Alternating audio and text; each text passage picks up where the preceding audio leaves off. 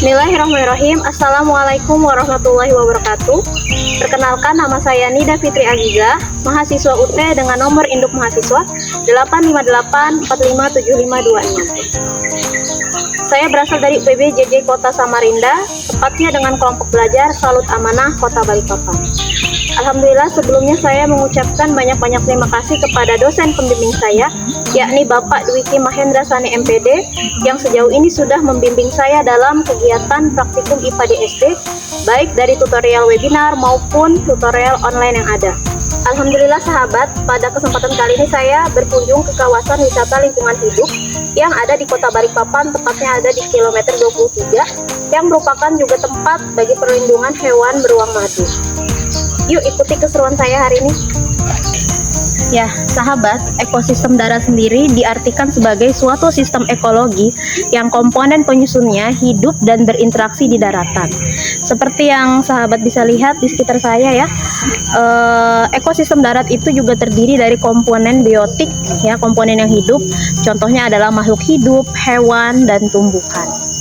Nah, di belakang saya ini adalah salah satu contoh komponen biotik dari ekosistem darat, yaitu tumbuh-tumbuhan, hutan, ya.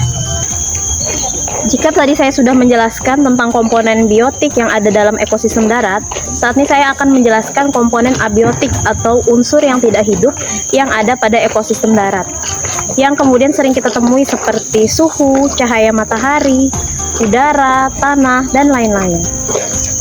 Setelah saya mencermati ekosistem darat secara lebih dalam, ternyata komponen biotik yang paling berpengaruh adalah tumbuhan. Kenapa tumbuhan? Karena tumbuhan merupakan makhluk hidup autotrof atau makhluk hidup yang bisa memproduksi makanannya sendiri. Ya, kalau di darat contohnya sahabat seperti yang di sekeliling saya ini adalah tanaman hijau. Kalau kemudian di perairan itu ada tanaman alga dan tanaman air lainnya. Sedangkan komponen abiotik yang paling berpengaruh adalah cahaya matahari, karena tanpa adanya cahaya matahari tentunya tumbuhan-tumbuhan ini tidak bisa berfotosintesis dengan baik. Selain cahaya matahari juga dibutuhkan air, karena tumbuhan tidak bisa hidup jika tidak ada air, termasuk makhluk hidup yang lain. Ya, salah satunya komponen biotik yang ada pada ekosistem darat adalah kucing. Alhamdulillah di kawasan wisata lingkungan hidup kali ini saya menemukan ya panti kucing atau tempat di mana kucing-kucing ini diadopsi. Sahabat bisa lihat kan betapa comelnya para kucing ini. Di sini saya menemukan beberapa komponen biotik seperti hewan anjing, pohon yang sudah tua dan ukurannya sangat besar, serta beberapa tanaman kelapa. Untuk komponen abiotik di sini ada sinar matahari. Kemudian saya juga menemukan air dan tanah. Ya, sahabat, di sini saya menemukan ya unsur abiotik atau unsur tak hidup, yaitu adalah tanah. Yang KWPLH, Kawasan Wisata Pendidikan Lingkungan Hidup. Saat ini kita sudah di pintu masuk untuk melihat beruang madu, tapi sebelum naik ke jembatan saya sampaikan peraturannya terlebih dahulu. Jadi selama di jembatan tidak berisik, jika beruangnya terlihat tolong tidak dipanggil, karena beruang sangat sensitif dengan suara nyaring. Untuk adik-adiknya silakan diawasi supaya tidak lari-lari, tidak teriak-teriak, dan tidak manjat di pagar jembatan. Kemudian yang kedua, tidak membawa makanan atau minuman. Jika membawa, silakan dititipkan dulu di box penitipan barang atau di atas meja. Nanti setelah melihat beruang silakan diambil kembali. Kemudian jika ada yang merokok, mungkin tidak merokok dulu selama berada di atas jembatan. Silakan mengambil foto atau video ke beruang, tapi lampu kameranya atau flashnya tolong dimatikan. Dan di sini kita tidak ada tiket masuk. Silakan berdonasi untuk membantu kelangsungan hidup beruang. Untuk rutenya di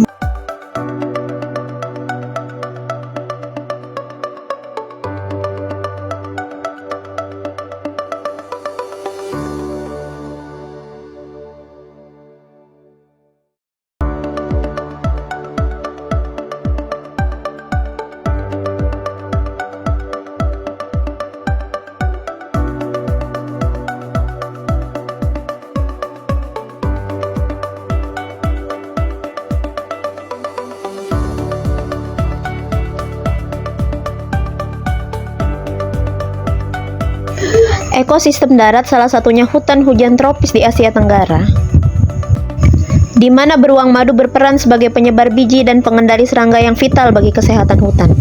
Namun sayangnya ekosistem ini menghadapi ancaman serius, terutama dari kerusakan habitat akibat ulah tangan manusia. yang menyebabkan populasi beruang madu menjadi rentan dan terancam punah. Mari kita lestarikan ekosistem darat, salah satunya beruang madu.